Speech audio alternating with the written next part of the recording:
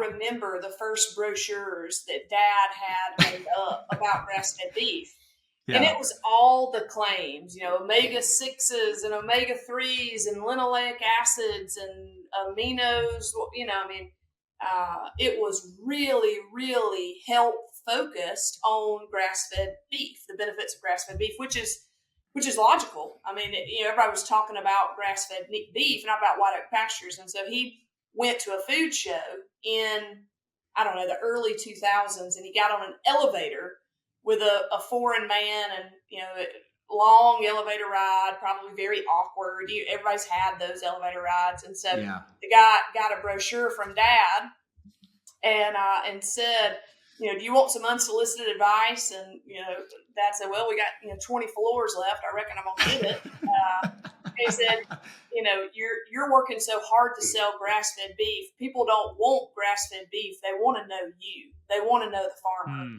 You need to help them focus on White Oak Pastures. And I think from that day on, it was less about grass-fed beef and more about a vertically integrated food system, that goes back to the traditional methods of feeding your community. I've forgotten all about that. I do remember now. And he actually had the brochure in his pocket. We'd been at a food show. Wow. And we got on and we were going up, and he reached in his pocket and got my brochure out and said what she said. Basically what he was saying is, this is not good, and let me tell you what's wrong with it. And what she said is right.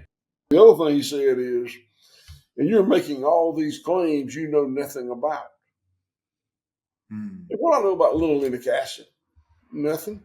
So at that point, at my request, they tore our website apart and took out everything in it.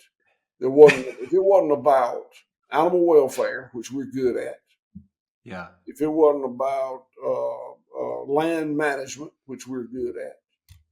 And if it wasn't about this local rural economy, which we're good at. If it wasn't about those three things, it had to come out of there. I don't care how true it is.